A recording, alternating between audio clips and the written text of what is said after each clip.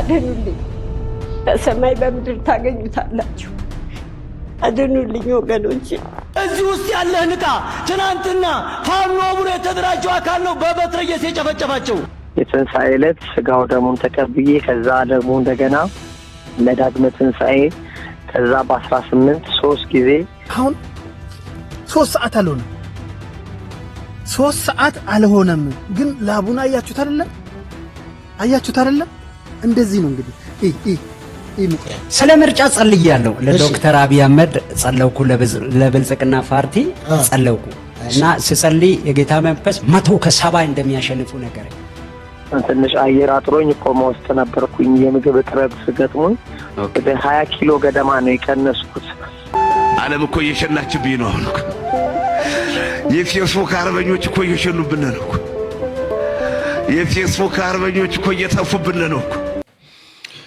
ሰላም ጤና ይስጥልኝ እንዴት አደራችሁ እንዴት ዋላችሁ እንዴት አመሻችሁ አምላክ በቅዱስ እግዚአብሔር ስሙ ዛሬም ዘወትር የተመሰገነና የተወደሰ ይሁን ክርስቶስ ተነስቷል በእውነትም ተነስቷል በወቅታዊ ጉዳይ በድጋሚ ተመልሼ መጥቻለሁ ታዲያ ይህ ቪዲዮ ለብዙዎች እንዲደርስ ላይክ በማድረግ ጀምሩ ወደ ጉዳያችን ስንገባ የምንመለከታቸው ርዕሰ ጉዳዮች በተለይ ከሾፌሮች ጋር በተገናኘ የምናነሳው ሐሳብ አለ ዛሬ ከሁለት ባስ በላይ ሰዎች ታፍነው ተወስደዋል ዛሬም በድጋሚ እንዲህ አይነት ነገሮች እየተፈጸሙ ነው ያሉት ሁለተኛው በመስጊድ ደረጃ እየተደረገ ያለ ቅስቀሳ አለ እየተዋጋችሁ ያለው ፋኖ ከዚህ በፊትም ሲዋጋችሁ የነበር ነው ስለዚህ በሃይማኖታችሁ የመጡባችሁ የሚል የመለያየት ስራ እየተሰራ ነው እንመለከተዋለን ከተጨማሪ የጋዜጠኛ ዋሲሁን ጉዳይም አለ ታዲያ ምን ጀምረው ከአንዳንድ ቀልዶች ነው አውደ ምሕረቶቻችንን መቀለጃ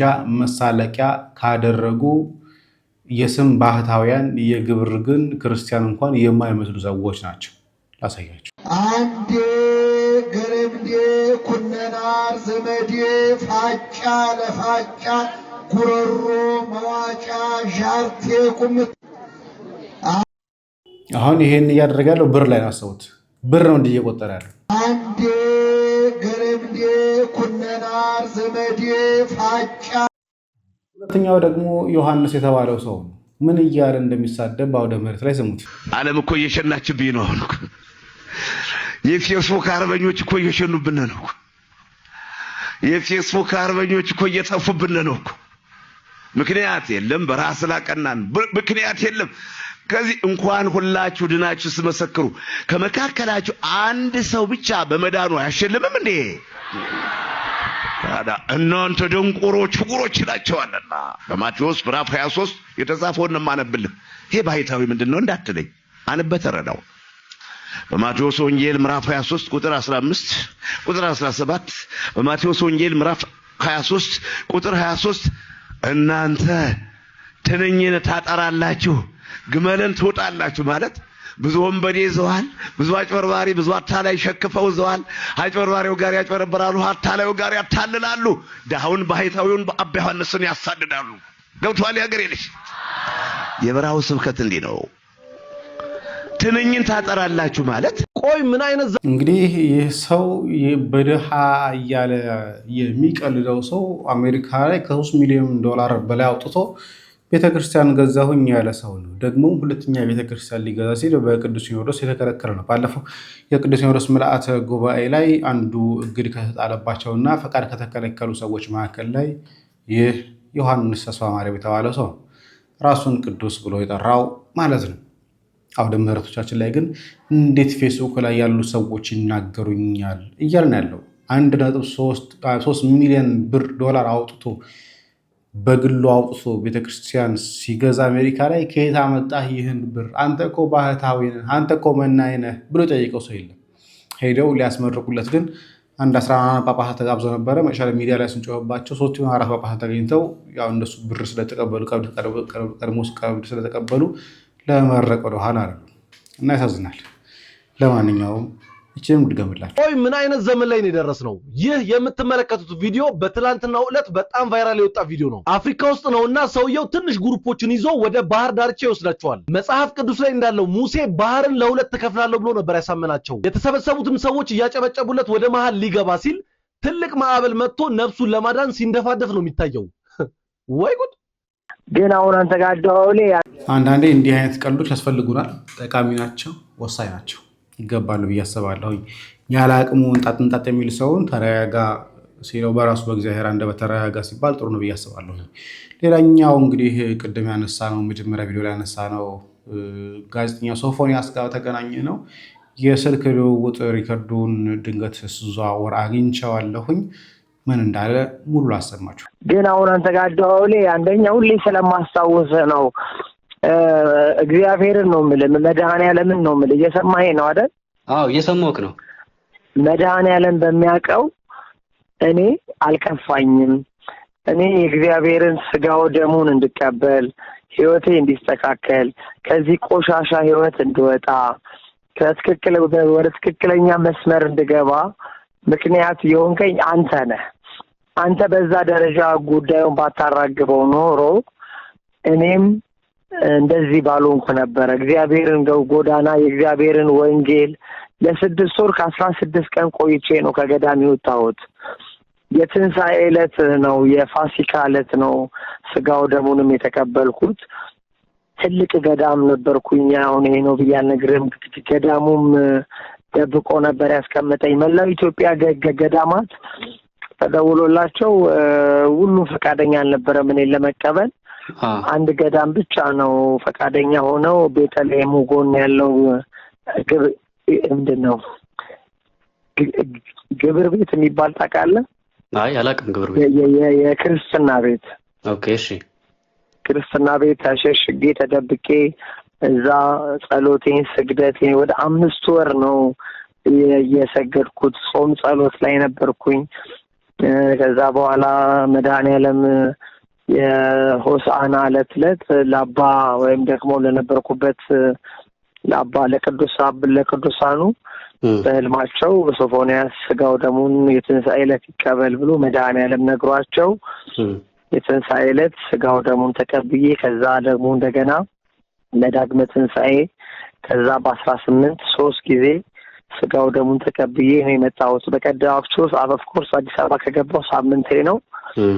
ትንሽ ታምሜ የካቲት ሆስፒታል ትንሽ አየር አጥሮኝ ኮማ ውስጥ ነበርኩኝ። የምግብ እጥረት ገጥሞኝ ወደ 20 ኪሎ ገደማ ነው የቀነስኩት። ብታየኝ በጣም ነው የምትደነግጠው። አሁን ፎቶ ፖስት አድርጌያለሁ ፌስቡክ ላይ፣ ግን የድሮ ነው። ምክንያቱም የአሁኑ ፌሴን ብታየው በእውነት ታለቅሳለህ። በእውነት ከዚህ በፊት ከታመምኩትም በላይ ነው። 20 ኪሎ ነው የቀነስኩት። ከ76 ኪሎ ወደ 56 ኪሎ ገደማ ነው ያለሁት። ትክክል አይደለሁም። በቃ ያንገዳግደኛል። የምግብ ፍላጎትም የለኝም። ኦኬ። በጾም በጸሎት ነበር ከዛ ቦታ ላይ በጾም በጸሎት በሱባኤ ነው የቆየሁት። መንፈስም ነበረ። መንፈሱም ተናገረ። ኦኬ። ምን ማለት ነግረው ካል ሰው መንፈሱ አልነገሩኝም። አይ ብቻ መንፈስ ነበረ፣ እያስጮኸ ነበረ። ፈልገው እንዳልሆነ እዚህ ነገር ውስጥ እንደገባ ሰው እንደተበጠበብኝ ምናምን አይነት ነገር ነው የተወራውና አሁን ስለዚህ ሲጀምር ለጸበልተኛ እኮ አይነገርም። እንዲህ ያልክ እኮ አይባልም። አይ ልክ ነህ። ምናልባት ሰዎች አጠገብህ ከነበሩና የተናገረውን ነገር ምናልባት ላንተ ከነገሩ እውነት ይሁን ለአንደኛ የተናገረውን ነገር ምናልባት ላንተ ከነገሩ እውነት ይሁን ለአንደኛ እንግዲህ የሰማችሁት ቮይስ ገና መጀመሪያ ሳልዘጋጅ ስልኬ ብቻ ሪከርድ በሚያደርግበት ሰዓት ላይ ያስደመጥኳችሁ ነው። በመሃል ባላንስ ዘጋበትና ተቋረጠ ማለት ነው ንግግራችን። ከዛ በኋላ ያለ ግን ያወራናቸው ሙሉ በሙሉ ሪከርድ ተደርጓል ማለት ነው። ከዛ ውስጥ ግን እየመረጥኩ ነው ማሰማችሁ። በጣም ብዙ ማሰማችሁ ቮይሶች አሉ። እነዛን ቮይሶች በራሱ አንደበት ይቅርታ መጠየቅ የሚፈልጋቸው ሰዎች አሉ። በግልጽ አማርኛ የሚዲያ ሰዎች፣ ቤተሰቦች፣ በተለይ ቤተሰቦቹና በዙሪያው የሚገኙ የኔ የሚላቸው ሰዎች። ከዛ ባለፈ ደግሞ የኔ ጥያቄ ይሄ ነው። ለምንድን ነው የደወረለት? እንደዛ ደብድቦት አስደብድቦት በኮቴና ኮት ውስጥ በሐሰት ከሶኛል አስደብድቦኛል ያለን አካል ጋር ሄዶ ደውሎ ማነጋገሩ ምንድን ነው ጥቅሙ? ምን ነበረ ጥቅሙ? ሲጀመርስ እንዴት እንደዛ ሆነለት አላውቅም። ሁለተኛ ደግሞ በጾም በጸሎት ከሆነ ገዳማውያን ራስን እስከሚሰጡ ድረስ ጾም ጸሎት አይሰጡም፣ ስግደትም አይሰጡም። በእርግጥ እንዲህ አይነት የግብረ ሰዶማዊነት ጉዳይ በጣም ከባድ ስለሆነ ቀኖናውም ከባድ ነው። እንዲደክም ሰውነታችን ይፈለጋል። እስከዚህ ፌንት እስከሚነቅሉና ሆስፒታል እስከሚያስገባ ድረስ ግን አይደለም። ምናልባት በውስጥ ያልጨረሰው ጸጸት፣ ቁጭት ምናምን ነገሮች ተደማምረውበት አድክመውት ሊሆን ይችላል። የሆነ ሆኖ ግን የእናቱ ጥያቄ ያው ብዙዎችን ሆድ አንጀት እየበላ ያለ ይመስላል። ላሰማችሁ። አድኑልኝ፣ በሰማይ በምድር ታገኙታላችሁ። አድኑልኝ ወገኖች። ሶፎንያስ እንደዚህ አልነበረም። ሶፎንያስ ለሀገር የሚበቃ ልጅ ነበር። አዛኝ ነው፣ ለማንም አዛኝ ነው። ወገኖቼ ታውቁታላችሁ ሶፎንያስ እንዴት እንደነበረ። አሁን ተበላሸብኝ። አድኑልኝ ወገኖቼ፣ ወገኖቼ ከእግዚአብሔር ታገኙታላችሁ። አድኑልኝ ብቻ፣ ይሄን ነው የምለው። አሁን እርሶ ከቤትዎት ርቀው ነው ያሉት? አዎ ከቤት ወጥቼ ነው ያለሁት። አዎ ህይወቴን ለማዳን እንደዛ ነው። በቃ አልፈልግም፣ አስጠላኝ። ቤቱ ራሱ በጣም ነው ያስጠላኝ። ሰው ሁሉ ምንም የሚጠይቀኝ የለም። ሁሉም በቃ ችልተኛ ሆነኝ። ምንም በቃ ተጠይፈውኛል እኔን ራሱ። ስለዚህ እኔ ልጄን ብቻ መድኃኔዓለም ክርስቶስ ከነሱ ጋር ይርዳኝ ነው በቃ። ያድኑልኝ። ያኔ በተፈጠረው ነገር ነው መገፋቱ መገለሉ የመጣው? አዎ በሱ ነው። አንድም እሷንም ከዛ በኋላ ነው በቃ ያው እኔ አይዞሽ ነው የምላት። አይዞሽ ሁሉም ያልፋል፣ ቀን ያልፋል፣ ተረጋጊ ምናምን ነው የምላት። ምክንያቱም እግዚአብሔር ቀን አለው ለሁሉም የሚለው ነው በቃ። እሱ ለሰራው እሱ ላጠፋው ጥፋት እርሶ ለምን ተጠያቂ ይሆናሉ? እኔ በቃ ምን አውቄ ማግለል እኮ የለባችሁም። ቤተሰባውን በፍጹም እኔ እንዳደርሽ ነው ያሉኝ። በሱ ምክንያት እንዳደርሽ ምን አድርጌ ነው በቃ ሁሉም ገለልተኛ ስላደረገኝ ቀረሁላቸው። ይሄ መሆን አይገባውም። በእግዚአብሔር ዘንድ ቆራቢዎች ናቸው። እኔም ቆረሱ ጭንቀት በቃ ባየሁት ቁጥር ውስጥ ይረበሻል። እንዴት አድርጌ እንዳሳደግኩት ያቃል። 4 ኪሎ ህዝብ ከትንሽ ጀምሮ ሊስትሮ ጠርጓል፣ ፓርኪንግ ሰርቷል። በቃ ይሄ ትናንሽ ስራዎች ይሰራል። ግን ጨዋ ነው። ይሄ ልክስክስ ባህሪ የለው። የስራ ሰው ነው። እግዚአብሔር ብሎ ደግሞ ያው የተሻለ ስራ ላይ ሲደርስ በቃ እንዲህ አደረጉብኝ። ምን አደርጋለሁ? እግዚአብሔር እሱ ይመልከት። አሁን እየደወለ እዚህ ቦታ ነኝ እያለ ይጠራችኋል? ይጠራናል፣ ይደውላል። እዚህ ቦታ ነኝ ምናምን ይላል። ግን ሃሌሉያ ሆስፒታል ነኝ ሲል ብሎ የጻፈውን ጽሑፍ አይቼ ነበር። ሃሌሉያ ሆስፒታል የሚባል ቦታ ነኝ ያለሁትኝ። በፍጥነት እናቴን አምጪ። እዚህ ውስጥ ያለህን ዕቃ ትናንትና አሁንና የእናትየዋ መግበርግጥ እንደዚህ አይነት ነገሮች ሲከሰቱ ማህበረሰቡ ሲያገል በደንብ አድርጎ በሰፊው ነው የሚያገለው።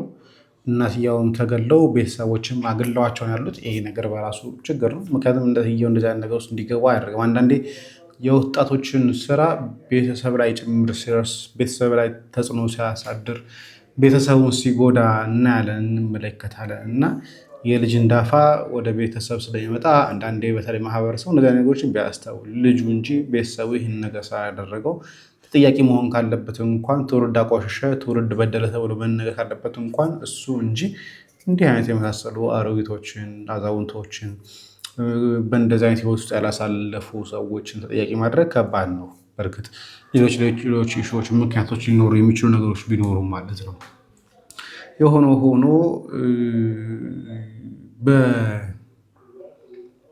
በመስጂድ እየተላለፈ ያለውን ድምፅ ላሰማ። እዚህ ውስጥ ያለህን ዕቃ ትናንትና ፋኖ ብሎ የተደራጀው አካል ነው በበትረ እየጨፈጨፋቸው።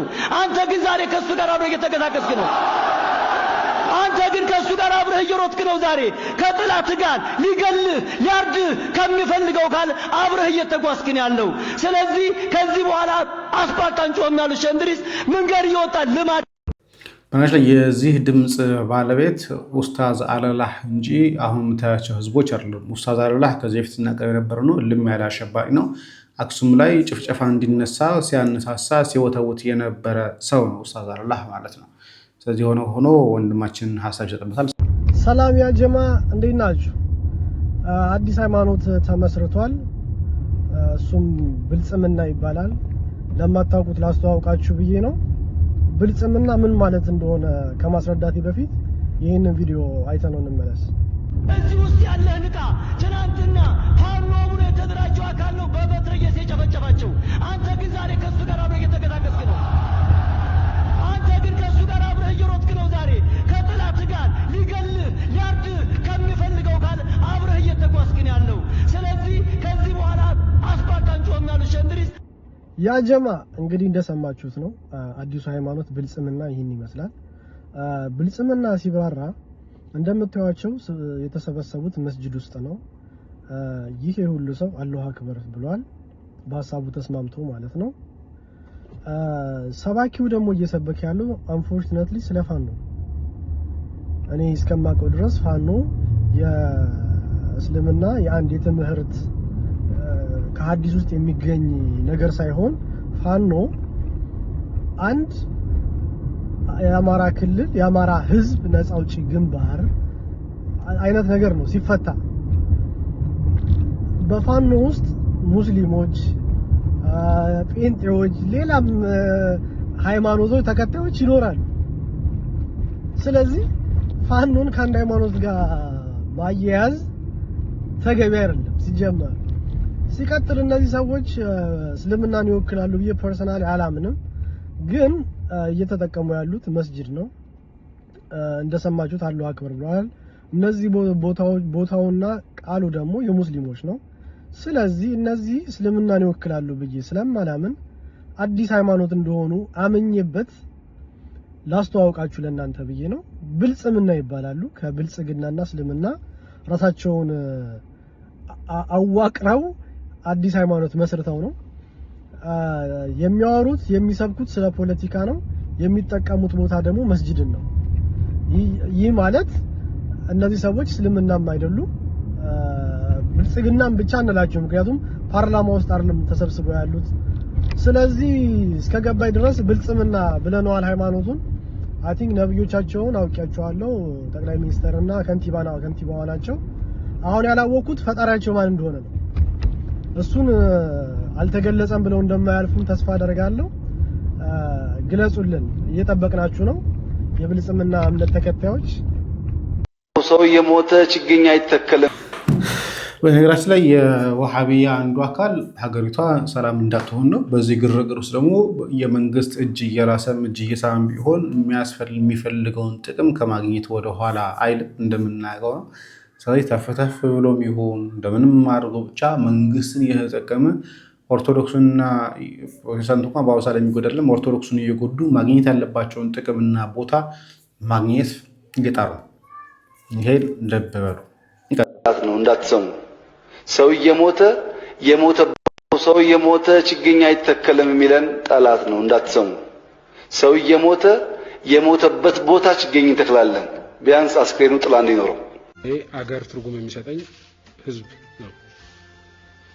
ከህዝብ ውጭ አገር ተራራ ነው፣ ወንዝ ነው። አንድ ተራራ ከሌላ ተራራ የበለጠ ፍቅር የሚያሳድርበት ምክንያት የለም። አንድ ህዝብ ከሌላ ህዝብ ግን የበለጠ ፍቅር ያሳድራል። ከህዝቡ ጋር ከመላመድ ጋር ተያይዞ ቋንቋውን፣ ባህሉን ከማወቅ ጋር ተያይዞ። ስለዚህ የሀገር ፍቅር ማለት ለኔ የህዝብ ፍቅር ነው። ከዛ ውጭ ትርጉም የለው። የህዝብ ፍቅር መገለጫ የሚመስለኝ እኔ ዘፈኑና ግጥሙ አይደለም። የህዝብ ፍቅር መገለጫ የሚመስለኝ ያንን ህዝብ ለማገልገል የሚከፈል ዋጋ ነው። ተወሰነ ዋጋ ለመክፈል ዝግጁ ከሆነ ፍቅር አለው ማለት ነው። በየጊዜው አገሬ ወንዜ ምናምን የሚባለው ዘፈን ውስጥ መግባት አልፈልግም። አገር ሞድ ከሆነ በተግባሬ ነው የሚገለጸው። ህዝብ ሞድ ከሆነ በተግባሬ ነው የሚገለጸው። ህዝቡን ለማገልገል ዋጋ ከፍያለሁ፣ አልከፈልኩም፣ ለመክፈል ዝግጁ ነኝ አይደለም።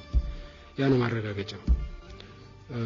ይሄን ማለት ስለ ህዝብ ስለ አገር መዘፈኑ ነውር ነው አይደለም። ግጥም የሚጽፉትንም ለምን ጻፉ ማለት አይደለም።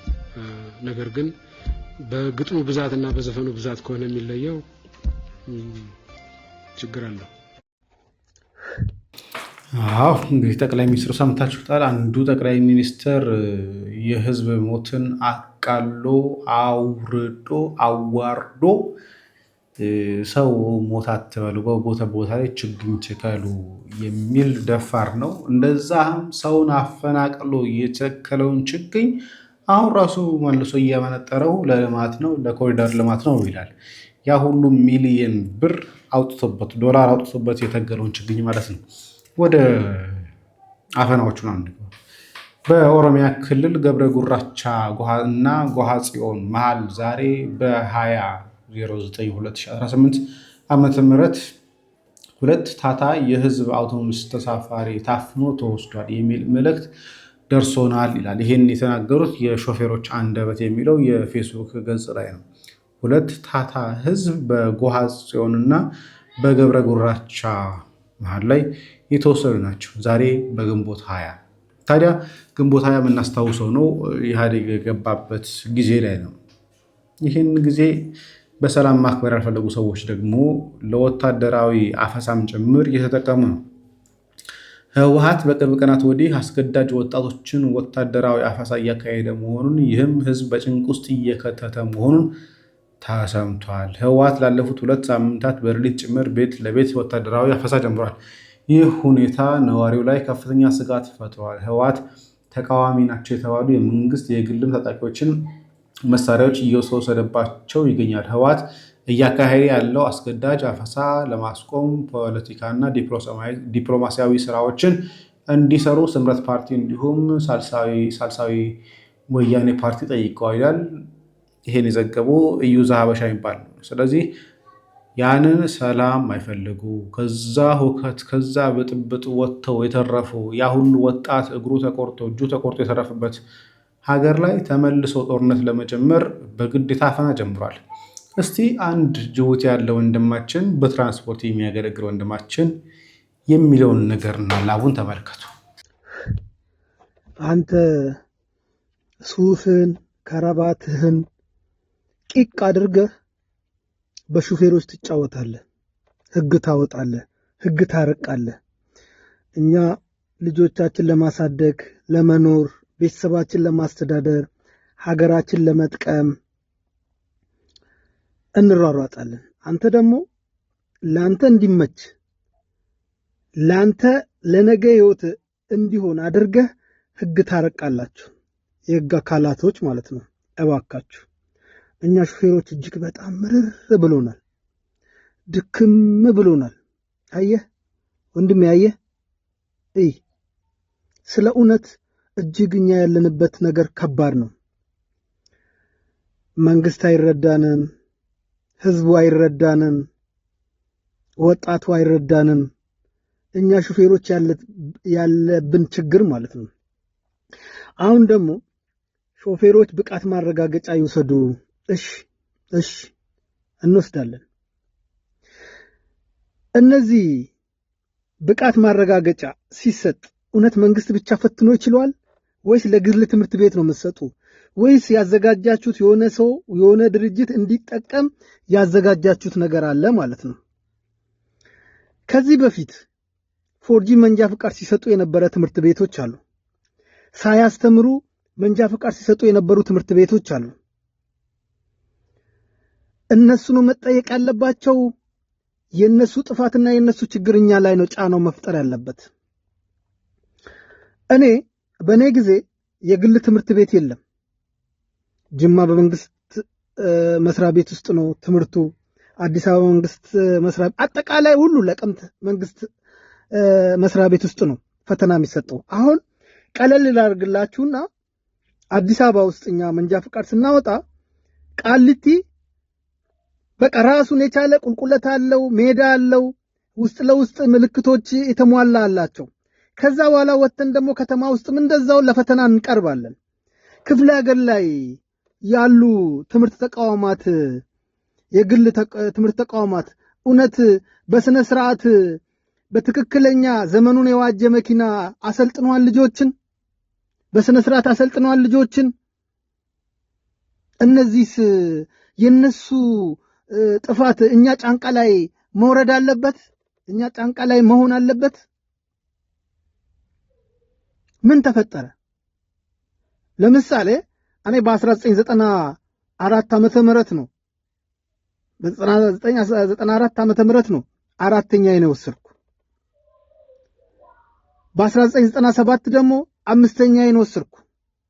ከ1997 ጀምሮ ተሳቢ ነዳለሁ። በ1997 የአምስተኛ መንጃ ፍቃድ አለኝ ማለት ነው። በ1994 96 ደግሞ ገልባጭ ነዳ ነበር። አየህ እኔን ነው ብቃት ማረጋገጫ መስጠኝ ማለት ነው። ብቃት ማረጋገጫ ማለት እኮ ተምረን ሰልጥነን ነው መንጃ ፍቃዳችን የወሰነው ቃሊቲ አዲስ አበባ ላይ ማለት ነው። እና አሁን ምን አይነት የብቃት ማረጋገጫ ነው? እሺ ይሁን ከግማሽ በላይ ሾፌሮች ስራ አጥቶ መንጃ ፍቃድ ይዘው ሰልጥነው ተምረው መንጃ ፍቃድ ወስዶ 2 ዓመት ያልነዱ 3 ዓመት ያልነዱ 5 ዓመት ያልነዱ 10 ዓመት ያልነዱ ስራ በማጣት የተቀመጡ አሉ ቤት ውስጥ ማለት ነው። ምሳሌ 300,000 ሾፌር ቢኖር 100,000 ሾፌር ስራ ላይ አይደለም። ስለዚህ እነዚህ ሰዎች እንዴት ነው ብቃት ማረጋገጫ ሊወስዱ የሚችሉት? እንዴት ነው ብቃት ማረጋገጫ ሊወስዱ የሚችሉት? እኛስ ስራ ላይ ያለነው ሰዎች እሺ እንውሰድ ብቃት ማረጋገጫ። እነዚህ ሰዎች ስራ የላቸው ሹፍርና እኮ ነው። ያው ለምሳሌ ካምፓኒ ኦይል ሊቢያ ነው የፈሳሽ ነው። በየአመቱ ስልጠና እንወስዳለን በየአመቱ ማለት ነው። ስራው ላይ ያለንም በቃ ፍሬሽ እንድንሆን እንደ አዲስ ሆነን እንሰለጥናለን ማለት ነው። የምናውቀውን ትምህርት እንደ አዲስ ያሰለጥኑናል። ሹፍርና ህይወት በጣም እጅግ በጣም ከባድ ነው። አሁን ስራ ላይ ያለው ሲፈተን ችግር የለውም፣ የመንዳት ችግር የለበትም። እነዚህ ወጣቶች፣ ሴቶች፣ ወንዶች ምንድነው የሚሆኑት? ምንድነው የሚሆኑት? ስራ ላይ ያሉ አሉ፣ ስራ አጥቶ እስር ቤት ያሉ አሉ። እነዚህ ብቃት ማረጋገጫ ነው የማቆቆ ይሄን ሹፍርና ህይወት በስነ ስርዓት ይነዳል ወይ ዕውቀቱ አለ ወይ ችሎታው አለ ወይ ብሎ ነው የሚፈትነን። አስብ ጅቡቲን፣ ጋምቤላን፣ ጎንደርን፣ ደቡብን፣ ሱዳንን ያሽከረከርን ሰዎች ነን። ምንድነው ታዲያ ብቃት የምትሰጠን? ምንድነው የምትሰጠን? አሁን አንተ እስከ ሱዳን ትነዳለህ፣ እስከ ጅቡቲ ትነዳለህ። እኛም ብቃት ማረጋገጫ የሆነብን ሽፍታው ነው፣ በዳዩ ነው፣ ገዳዩ ነው። እና እኛም ሮሮ እንድናበዛ እንድናምጽ እንድንጨው አታድርጉ። ከመንግስት ጋርም አታነካኩን። እኔ ይመስለኛል የመንግስት ችግር አይደለም ይሄ። እዛ የመንግስት አካላት ውስጥ ሆኖ ጥቅማ ጥቅም ለመፈለግ ህግን ያረቁ ሰዎች አሉ። እባካችሁ እኛ እጅግ በጣም ደክሞናል በእውነት። ይሄው አልታጠብኩም ነኝ። እዩ ጸጉሬ ደረቅ ነው አይደለም? እዩ ያለውበትን በእውነት ጅቡቲ ነው ያለው። እዩ አሁን 3 ሰዓት አልሆነም። 3 ሰዓት አልሆነም፣ ግን ላቡና አያችሁት አይደለም? እንደዚህ ነው እንግዲህ። ሙቀቱን በእውነት ሰላም እጄኔ ስለ እውነት አንተ ሱፍ አድርገህ ትስቃለህ። ብዙውን ጊዜ እንደዚህ አይነት ህጎች የሚወጡት አንደኛ እንዳለው ሰውየው ስራ አጦችን ለመብላት እነሱን ለመጉዳት፣ ሁለተኛ ደግሞ መንግስት አሁን በቦሌም ብሎ ብር ማግኘት ስለሚፈልግ ብር መያዝ ስለሚፈልግ እየቀጣም ይሁን ሌሎች ስልጣናዎችም እያለ ይሁን የብቃት ማረጋገጫም እያለ ይሁን ብር ማግኘት ስለሚፈልግ በምንም አይነት ተአምር እንዲህ አይነት ነገሮችን ከማድረግ ወደ ኋላ የሚልበት ደረጃ አይደለም። እሱም በቃ መረዳት አለበት። መንግስት ብር ቸግሮታል። ብር ለማግኘት ደግሞ ምንም ነገር ከማድረግ ወደ ኋላ አይልም እንላለን። ታዲያ ይህንን መንግስት ደግፎ 38 ዓመት ይመራና አይላል አንድ የብልጽግና ነብይ። ስለ ምርጫ ጸልያለሁ። ለዶክተር አብይ አህመድ ጸለውኩ፣ ለብልጽግና ፓርቲ ጸለውኩ እና ስጸልይ የጌታ መንፈስ 100 ከ70 እንደሚያሸንፉ ነገረኝ። 70 ከመቶ እንደሚያሸንፉ ነገረኝ። ማለት ብልጫው ማለት ከ50% ያለፈ ማለት ነው። 70% አዎ፣ ብልጽግና ተፎካካሪዎቹ ደግሞ ሌላ 30 እና 70% እንደሚያሸንፉ ሰምቻለሁ። ራእያዩ ምንድነው ያየው? ማለት ራእዩን ሳይ ማለት እኔ ሌሊት የጌታ መንፈስ መጥቶ ቀሰቀሰኝ። ጌታ በጎኔ ቆመ፣ ቀጥታ ቆመ። የጌታ መንፈስ ቀሰቀሰኝ። ምንድነው ስል ተነሳውና መጸለይ ጀመርኩ። ስለዚህ ጸለይኩ መጀመሪያ ስለ ብልጽግና ፓርቲና ስለ ዶክተር አብይ አህመድ ጸልዬ ተኛው። ቀሰቀሰኝ። እንዲሁ ቀጥ ብለው 70 ተጽፏል።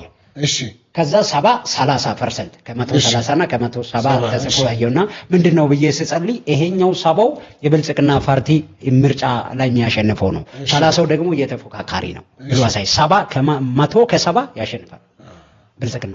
ማን ነው እንደዚህ ነገረህ? የእግዚአብሔር መንፈስ። እሺ ራእይ አየሁ። ልክ አንተን እንደማየው 70 እና 30 ተጽፎ አየሁ። ተመልሰተኛ ወይስ ተመልሰተኛ? ታዲያ አዎ አይቼ ጸለይኩ፣ ተመርክኬ ተኛ። ጸልዬ በቃ ያሸንፋል ብልጽግና እንደሚያሸንፍ እርግጠኛ ነኝ። ብልጽግና በዚህም ብቻ አይደለም ያሸንፈው፣ ፊት ለፊት ያለው 5 ዓመታትንም ያሸንፋል። 5 ዓመታት አይደለም 5 ዓመት ማለት 5 ሲባዛ በ5 25 ዓመት ነው። ከዚህ በኋላ 25ን ያሸንፋል። 25 ዓመት የእውነት 25 ዓመት which means እንግዲህ አሁን ብልጽግና 8 ዓመቱ ነው። 25 32 ነው የሚሆነው። 32 ብቻ አይደለም 33 8 አለ አሁን 5 12 አይደለ? 12 ላይ ደግሞ 28 ጨመረ 38 ስንት አይደለም? አሁን 8 ዓመቱ ነው። ከዛ አምስቱንም እንዳሸነፈ ተናግረሃል። አሁን በዚህኛው አሁን ያሸንፋል። ከዛ ደግሞ 5 አለ። ስለዚህ 13 28 ሲመጣ 38 ዓመት ይሄን አይቀጥሉት 30 እንደውም ማለት ነው። የእውነትን ነው ብልጽግና ፓርቲ ያው እግዚአብሔር ጠርቶት ካልሆነ በስተቀር አይለቅም። ይሄ ታውቀ ነው። ማንም ሰማይ ወረ የለም እግዚአብሔር ከሱ ጋር አለ።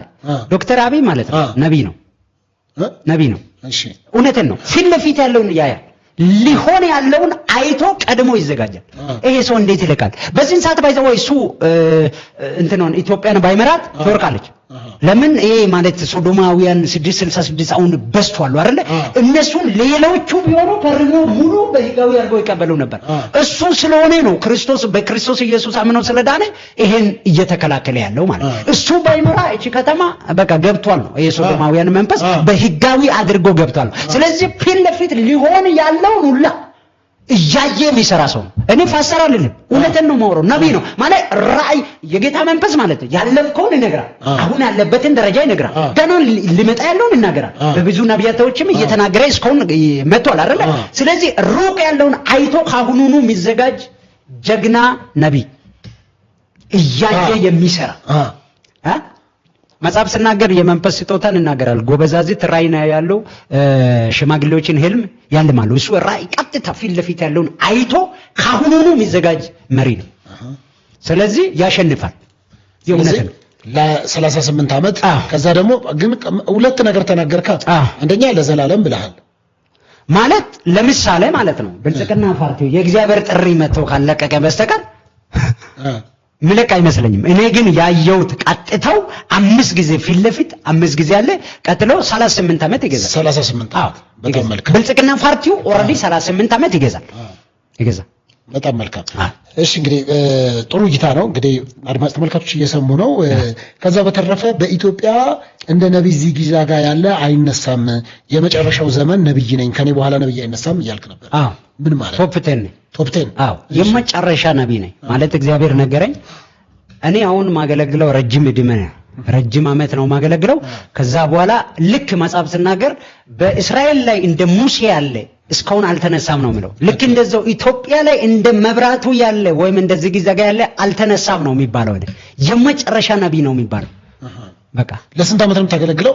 ረጅም ዓመት እኮ። ለስንት ቁጥሩን ታውቃለህ? መቼም ብዙ ራእይ ስለምታይ። ለምሳሌ እኔ እድሜው ራሱ የሚኖረው ከ100 በላይ እንደሚኖር አይቻልም። ነው 100 ስንት? 155 ዓመት እድሜ ይኖራል እኮ 155። አሁን ከዚህ በኋላ 80 ዓመት አገለግላለሁ። 80 ዓመት ታገለግላለህ? ዋው የሚገርም ነው። 155 ትኖራለህ። 80 ዓመት ከዚህ በኋላ 80 ዓመት ታገለግላለህ። የሚገርም ነው በጣም 80 ልክ ነህ። ሊሆን ይችላል። በነገራችን ላይ በእግዚአብሔር ስም ሐሰትን መናገር፣ በእግዚአብሔር ስም የሐሰትን ትንቢትን መናገር ምን ያህል ከባድ እንደሆነ የሚያውቀው መጽሐፍ ቅዱስ ያነበበ ሰው ያውቀዋል። በእግዚአብሔር ስም እየጠሩ የሐሰት ትንቢትን የሚናገሩ በእግዚአብሔር ስም እየጠሩ ራእይ አየን የሚሉ ሰዎች እድሜያቸውን እንደሚያጠር እርግጥ ነው። እንኳንስ 155 በሸይ ቁጥር እንደመጣለት ነው የሚናገረው። አንድ በትሮ ይመጣለታል፣ በቃ ያኛውም ደግሞ ቀጨም ያደርጋል፣ ይቀጥላል። ብልጽግና መንግስት የዚህን አሁን ከፊታችን የሚካሄደውን ምርጫ ተወዳድሮ ያሸንፋል። ምን ሳይታለም የተፈታ መስሎኝ እኮ እሱ ከማን ጋር ነው እየተወዳደረ ያለው? ከማን ጋር የሚወዳደረው? ሲጀምር ተፎካካሪ ያለ ወይ? 7-8 ፓርቲዎች እኮ ምርጫውን ትተውታል ተብሏል እኮ። እና አንዳንዴ እንደውም እንትና የምስል ከሆነ ኢትዮ ማን የሚባሉት የሰሩትን ዶክመንተሪ ተመልከቱት። ጥሩ ዘገባ ሰርተዋል። ኢትዮ ፎረም ሚዲያ ጥሩ ስለ ፓስተሮች ስለ ፕሮቴስታንት ፓስተሮችና የብልጽግና መንግስት ጋር አያይዞ ሰርቷል። በተለይ ከሚስቱ ጋር በተያያዘ ደግሞ አብይ አህመድ የሸለማቸው ፓስተሮችን ጨምሮ ሚስጥራቸውን አውጥቷል። ተመልከቱት ምን ያህል የወረደ መንግስታዊ አካሄድ እየተካሄደ እንደሆነ ትመለከቱበታል። እና በሰፊው ተመልከቱት፣ ዳሱት። እኔ እዚያ ያላብቃ። ሰላም እግዚአብሔር ከእናንተ ጋር ይሁን። ቸር ቆዩ።